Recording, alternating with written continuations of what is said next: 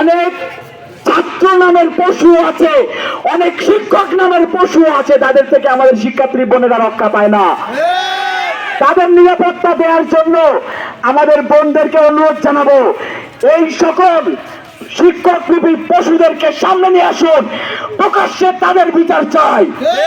শুধুমাত্র বাইরে আসা দর্শকদের বিচার চাই না, মনের ভিতরে লালন করা সেই পশুত্ব, সেই শিক্ষক নামের কলঙ্কগুলোকে আপনারা সামনে নিয়ে আসবেন, যারা দিনের পর দিন বিভিন্ন ধরনের প্রলোভন দেখিয়ে আমাদের শিক্ষার্থী বোনদের সাথে অশালীন আচরণ করে, আমাদের শিক্ষার্থী বোনদেরকে ব্ল্যাকমেইল করে।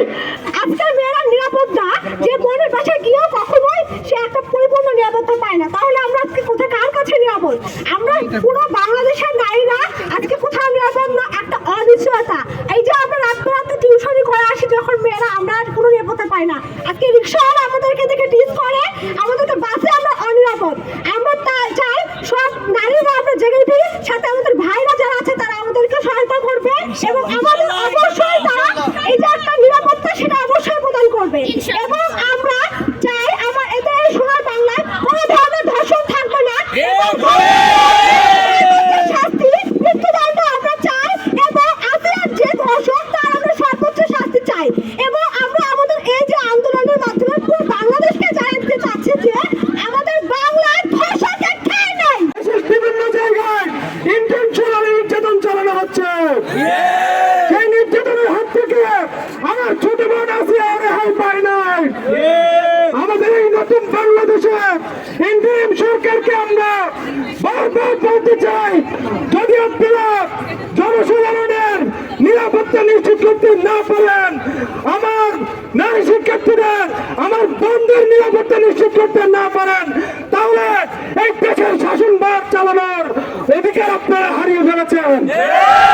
আপনারা যদি এই দেশের শাসনভার কার্যক্রম পরিচালনা করে যেতে চান, তাহলে অতি সত্বর ধর্ষকদের বিচার নিশ্চিত করুন।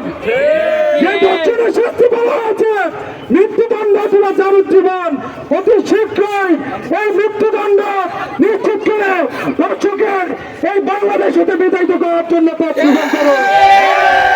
এই বাংলাদেশে এই জুলাই বিপ্লবে শুধু আমরা ছেলেরা নয়, পুরুষরা নয়, আমাদের বোনেরা, নারী শিক্ষার্থীরা যদি এখানে অংশগ্রহণ না করতো, কখনোই হাসিনার মতো একটা স্বৈরাচারকে আমরা হটাতে সক্ষম হতাম না।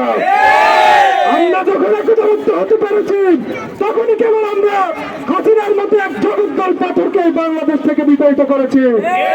তাই ইন্টারিমকে বলছি, আমাদের আবেগ দিয়ে খেলা করবেন না, অতি শীঘ্রই ধর্ষকদের শাস্তি নিশ্চিত করে আমাদের বোনদের নিরাপত্তা বিধান নিশ্চিত করবেন। পর্যন্ত আমাদেরকে টিজ করে, আমাদের বডি শেমিং করে, আমাদের বডি পার্টস নিয়ে উল্টাপাল্টা কথা বলে। আমরা যদি নিজের ক্যাম্পাসে নিরাপদ না থাকতে পারি, সেইখানে আমরা রাস্তায় কিভাবে নিরাপদ থাকবো, সেই প্রশ্ন আমার বিশ্ববিদ্যালয় প্রশাসনের কাছে। একটার পর একটা ধর্ষণ হয়ে যাচ্ছে। আমরা কুমিল্লা ক্যান্টনমেন্টের তরু থেকে শুরু করে আজকে আসিয়া ধর্ষণ, আমরা কি কোনোটা দৃষ্টান্তমূলক কোনো শাস্তি দেখতে পেয়েছি?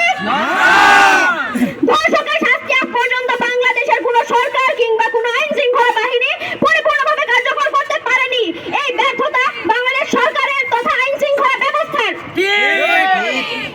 আমি আইন উপদেষ্টা তথা ইন্ডিয়ান গভর্নমেন্টকে পরিষ্কার করে বলে দিতে চাই, আপনারা যদি ধর্ষকের শাস্তি পূর্ণাঙ্গভাবে করতে না পারেন, আপনি ধর্ষককে জনগণের হাতে ছেড়ে দেন।